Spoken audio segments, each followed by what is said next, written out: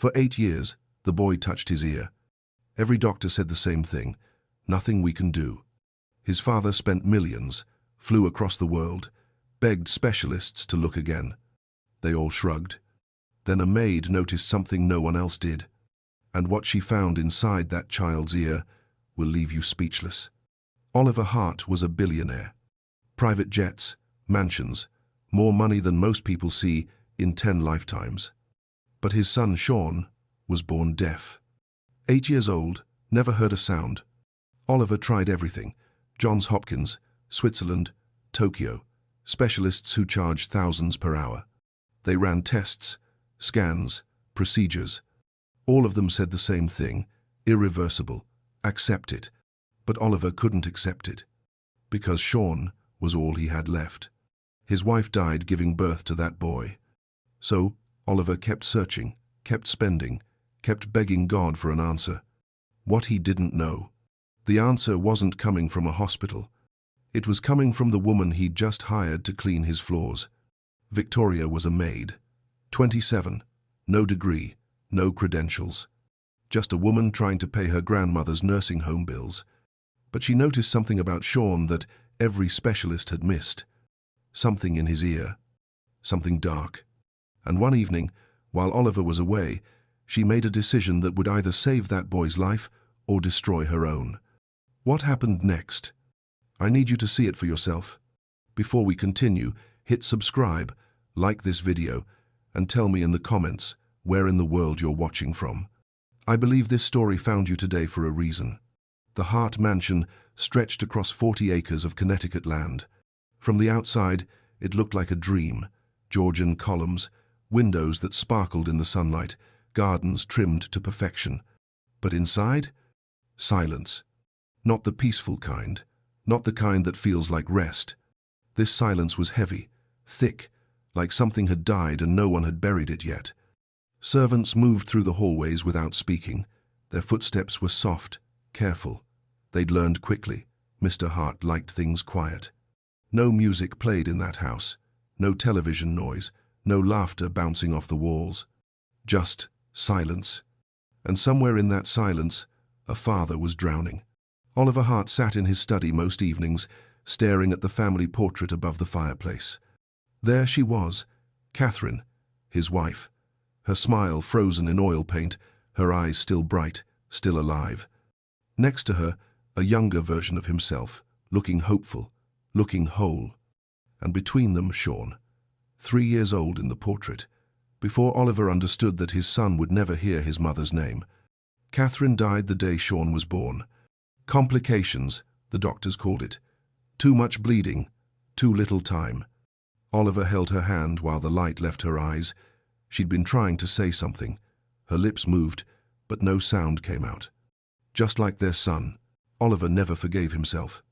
If he'd chosen a different hospital, if he'd demanded better care, if he'd been paying closer attention, maybe she'd still be here. Maybe Sean would be different. The guilt sat on his chest like a stone he couldn't lift. So he did the only thing he knew how to do. He spent money. Millions of dollars, the best specialists on Earth, flights across oceans, hotels that cost more per night than most people earned in a month.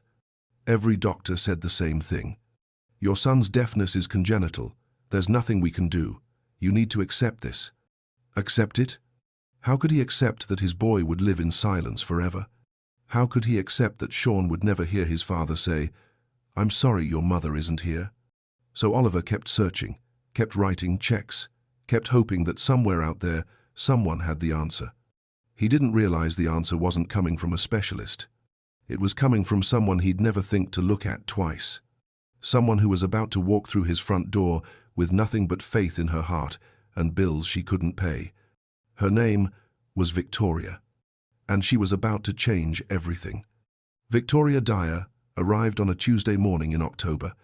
The sky was grey, the kind of grey that makes everything feel heavier than it should.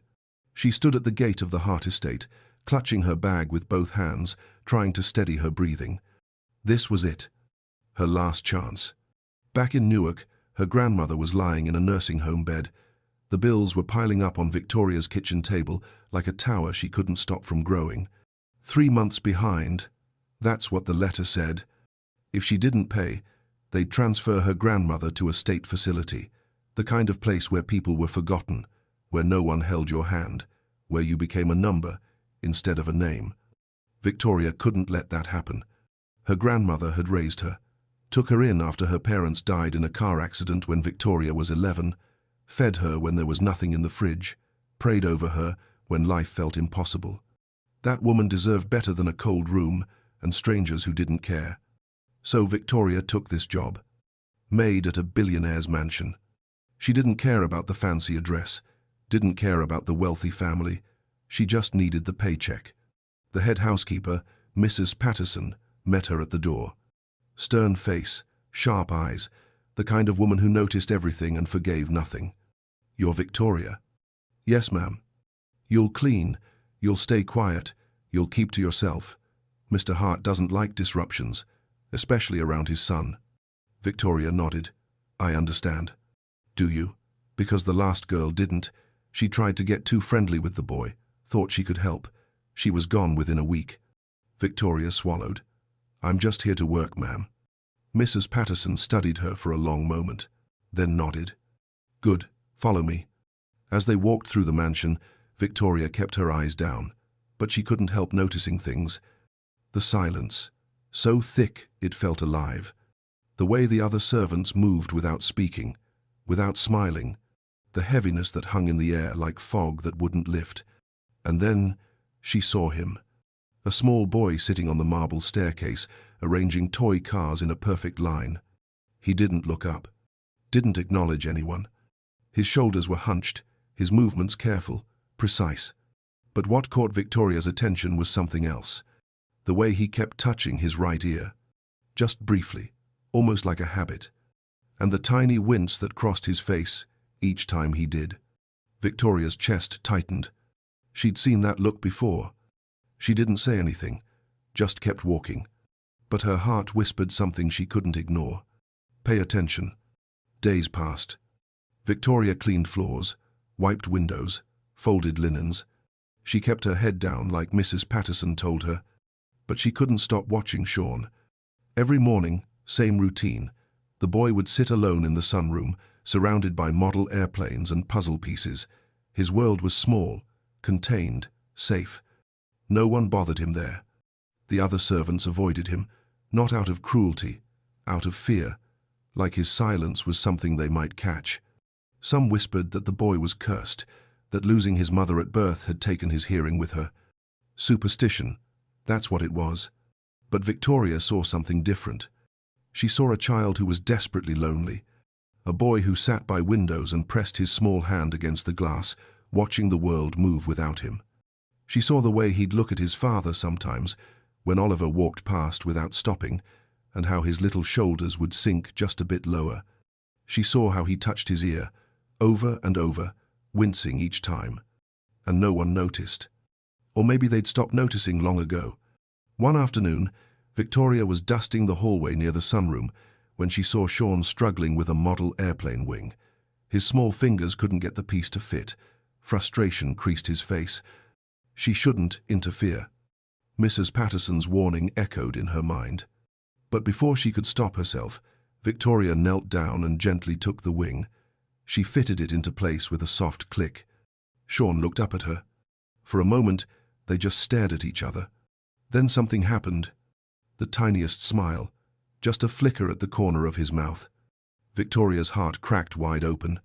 She smiled back, gave him a small wave. He waved in return. That night, Victoria lay in her bed thinking about that wave. Such a small thing, but it meant everything. The next morning, she left something on the stairs where Sean always sat. A folded paper bird, simple, made from scrap paper she'd found in the kitchen. She didn't wait to see if he'd take it. But the following day, the bird was gone. In its place, a note. 2 words in shaky handwriting. "Thank you." Victoria pressed that note to her chest and closed her eyes. She whispered into the quiet, "Lord, let me help this child. Show me how." She didn't know it yet, but God was already answering. And the answer would cost her everything she had. Over the next few weeks, something shifted. Victoria and Sean developed their own language. Small things, secret things. She'd leave him candy wrapped in gold foil. He'd leave her drawings of airplanes. She learned his signs, not the formal ones his tutors taught, but the personal ones he'd made up himself. The way he tapped his chest twice meant he was happy. The way he pointed to the sky meant he was thinking about stars. The way he pressed both palms together meant he felt safe. And slowly, he started using that last sign around her. Safe. Victoria treasured that more than anything. But not everyone was pleased. One evening, Mrs. Patterson cornered her in the kitchen. "I've seen you with the boy." Victoria's stomach dropped. "Ma'am, I don't." Mrs. Patterson's voice was sharp as glass. "I warned you. Mr. Hart has rules. Staff doesn't get close to Sean. I'm not trying to cause trouble. He's just lonely." "That's not your concern." Mrs. Patterson stepped closer. "You're here to clean, not to mother that child, not to fix what can't be fixed." Victoria bit her tongue. Fix what can't be fixed. That's what everyone said. Even here. Even in this house where the boy lived. They'd all given up. "If Mr. Hart finds out you've been interfering, you'll be gone. No references, no second chances." Mrs. Patterson's eyes were cold. Think about that. She walked away, heels clicking against the floor like a countdown. That night, Victoria sat on her bed, staring at the wall. She thought about her grandmother, the bills, the paycheck she desperately needed. She thought about Sean, his lonely eyes, his pain. She thought about the dark thing she'd seen in his ear. Mrs. Patterson's words echoed in her mind. Fix what can't be fixed. But what if it could be fixed? What if everyone was wrong? Victoria picked up her Bible and held it close. "Lord, I don't know what to do. I can't lose this job, but I can't ignore what I'm seeing." She waited in the silence. No answer came. Just the weight of a decision she wasn't ready to make. Outside her window, the moon hung low and heavy. Inside her heart, a war was beginning, between what she needed to survive and what she knew was right. She didn't know it yet, but that war was about to end. Because the next morning, everything would change. The next morning came cold and quiet. Victoria was sweeping the hallway when she heard it. A soft thud, then nothing. She stopped, listened. Another sound, like a muffled cry. Her heart jumped. She followed the sound to the garden door, and there was Sean, sitting on the stone bench, his small body hunched over, both hands pressed tight against his right ear. His face was twisted, tears streaming down his cheeks. But no sound came from his mouth. He was crying in complete silence. Victoria dropped the broom and ran to him. She knelt in front of him, her hands shaking. "Sean, Sean, look at me." He opened his eyes, red, wet, full of pain. She gently signed, "Your ear?" He nodded, more tears falling. Victoria's chest felt like it was being crushed. "Can I look?" she signed carefully. "I'll be gentle, I promise." He hesitated. Fear flickered across his face. But then he leaned forward. Trust. This child, who had been poked and prodded by doctors his whole life, trusted her. Victoria swallowed hard. She tilted his head gently toward the morning light. And looked. There it was, deep inside his ear canal. Something dark, dense, glistening like wet stone. Her breath stopped. It was bigger than before, clearer. How had every doctor missed this? How had every scan overlooked it? Victoria's mind raced back to Marcus, her cousin, the blockage that had kept him deaf for 6 years, the simple procedure that changed his life. Her hands trembled. "Sean," she signed slowly, "there's something in your ear, something that shouldn't be there." His eyes went wide. "We need to tell your father," she signed. Panic exploded across his face. His hands moved fast, frantic. "No, no, doctors. Please, they hurt me, always hurt, never help." Victoria's heart shattered into 1,000 pieces. She understood. 8 years of specialists, 8 years of procedures, 8 years of pain with no relief. He'd learned that help meant suffering. She took his small hands in hers, looked into his eyes. "I would never hurt you," she whispered. Never. He stared at her, and slowly his breathing calmed. But the fear didn't leave his eyes. Victoria sat with him until the tears dried, until his hands stopped shaking. Then she walked back inside, her mind spinning. She knew what she'd seen. She knew what it meant. But what could she do? Tell Oliver? He'd call more specialists, the same ones who'd missed it for years. Do nothing? Watch this child suffer in silence? That night, Victoria didn't sleep. She lay awake, staring at the ceiling, her grandmother's voice echoing in her head. God doesn't always send help in fancy packages, baby girl. Sometimes he sends it through folks with nothing but willing hands. Victoria closed her eyes. Her hands were willing, but was she brave enough to use them? 3 days passed. Victoria couldn't eat, couldn't sleep, could barely think. Every time she closed her eyes, she saw it, that dark mass, lodged deep, blocking everything. And Sean's face, the pain, the silent tears. On the third night, she sat on the edge of her bed, Bible open in her lap. But the words blurred. All she could see was Marcus, her cousin, deaf for 6 years, written off by every doctor, until someone finally looked. One procedure, one moment of attention, and his world exploded into sound. Victoria's hands wouldn't stop shaking. She knew what she'd seen in Sean's ear. She knew. But who was she? A maid, no degree, no training, no right to touch that boy. If she was wrong, if she hurt him, she'd go to prison. If she was right but Oliver found out she'd acted without permission, she'd lose everything. Her job, her income, her grandmother's care. Lord, she whispered, voice cracking, what do you want from me? Silence. Just the ticking of the clock. She thought about her brother Daniel, dead at 14. He'd been sick for months, complaining of pain, but they couldn't afford doctors, couldn't afford help. Victoria watched him fade, watched him struggle to breathe, watched him try to speak words that wouldn't come. He died in her arms, silent, just like Sean's world. She'd promised herself that day, promised God, never again. She'd never stand by while a child suffered. But this was different. This wasn't her brother. This was a billionaire's son. And she was nobody. Victoria closed the Bible, stood up, walked to the window. The moon hung heavy outside, spilling silver light across the gardens. Somewhere in this mansion, a little boy was sleeping with pain in his ear and silence in his world. And she was the only one who'd noticed, the only one who'd seen. God, she breathed, I'm scared. I'm so scared. But if this is what you're asking... Her voice trailed off. She thought of her grandmother's words. The Lord doesn't call the equipped, child. He equips the called. Victoria wiped her eyes. Made a decision.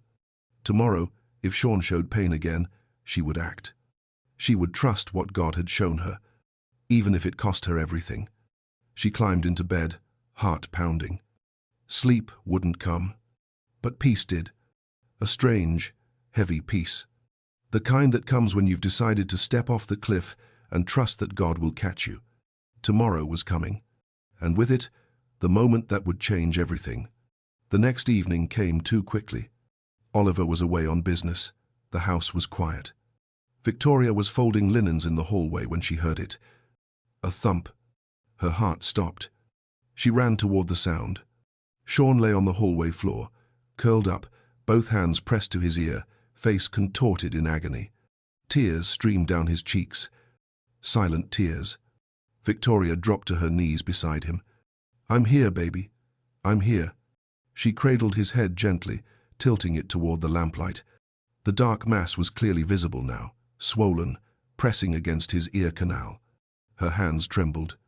This was it. The moment. She reached into her pocket, pulled out the sterilized tweezers she'd taken from the first aid kit 3 days ago.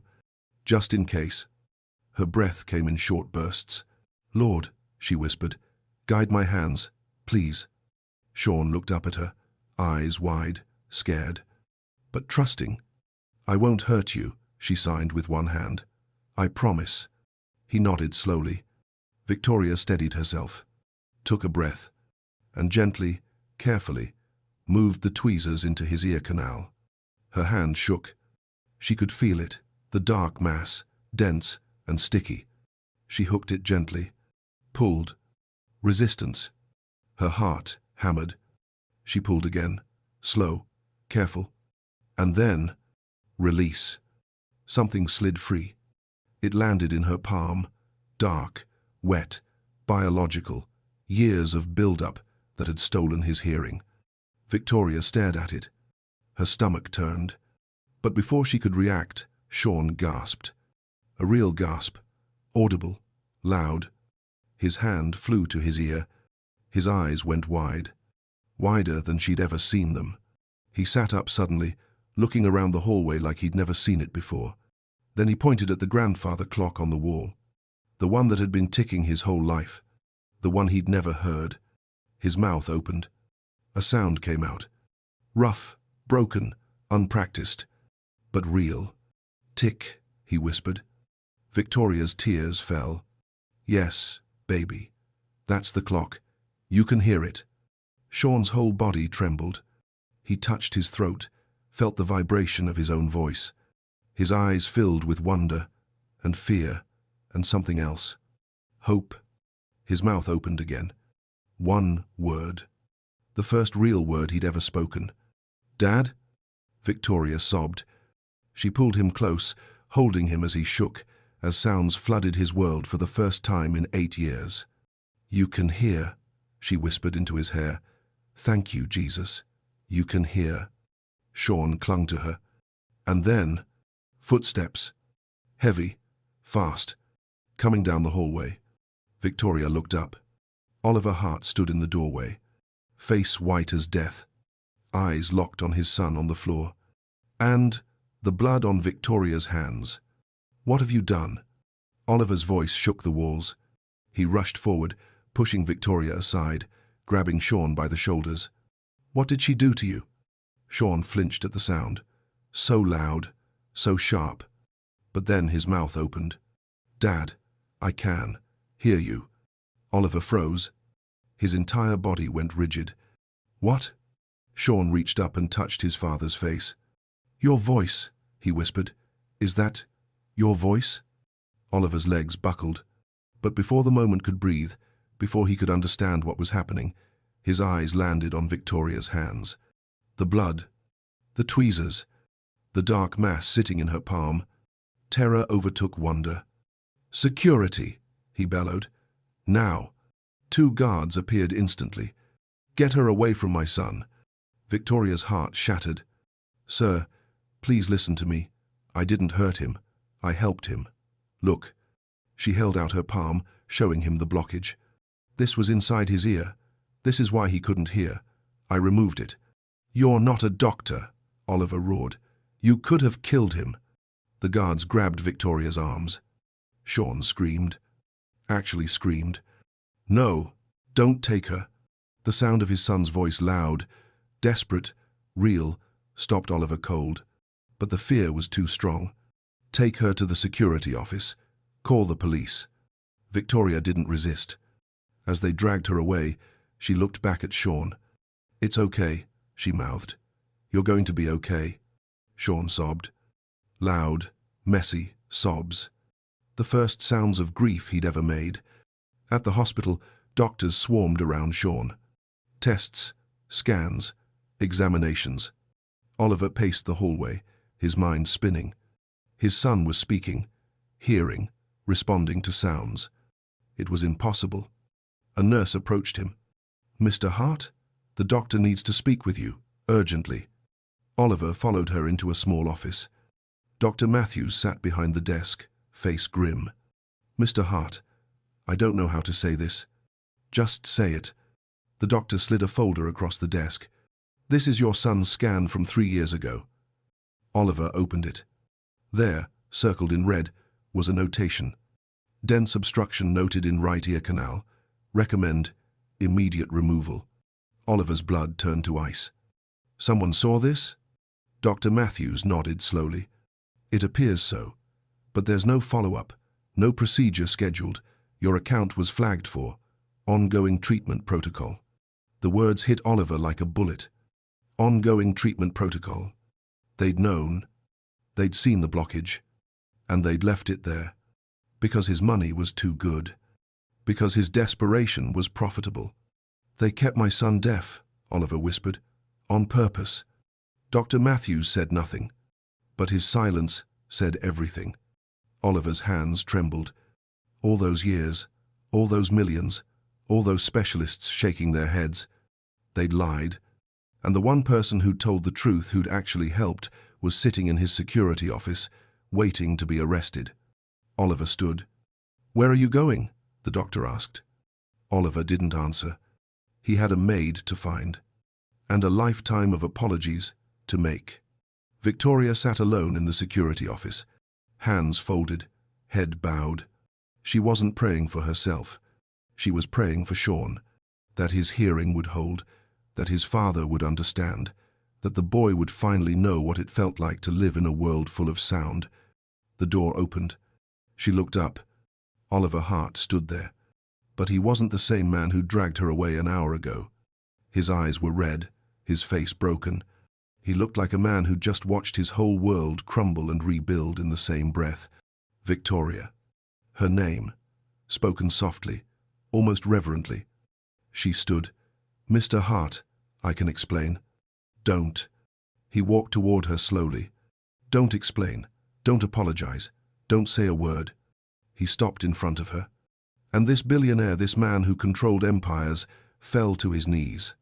"I'm sorry," he whispered. "I'm so sorry." Victoria's breath caught. "The doctors knew," Oliver said, voice cracking. "They saw the blockage years ago. They left it there because my money was too good to cure." Tears streamed down his face. "I trusted them.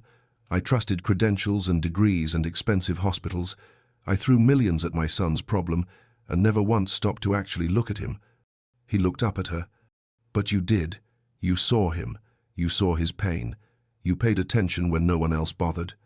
Victoria's own tears fell. "I just loved him, sir. That's all." Oliver shook his head. "No, that's everything." He stood slowly. "I've spent 8 years trying to buy a miracle, and God sent one through the woman I hired to clean my floors." Victoria wiped her eyes. "God uses the willing, Mr. Hart. That's what my grandmother always said." Oliver nodded. She was right. They walked back to Sean's hospital room together. The boy sat on the bed, headphones on, listening to music for the first time. His face was pure wonder. When he saw them, he pulled off the headphones and ran. Straight to Victoria. He wrapped his arms around her waist. "Thank you," he said. His voice was rough, unpracticed, beautiful. Victoria knelt down and held him tight. "You were always worth hearing, baby. Always." Sean pulled back and looked at his father. "Dad, I can hear your heart. It's beating fast." Oliver dropped to his knees and pulled his son close. For the first time in 8 years, Sean heard his father cry. And Victoria, standing quietly beside them, finally let herself breathe. God had answered her prayer. Not with money, not with medicine, but with willing hands and a faithful heart. Sometimes that's all a miracle needs.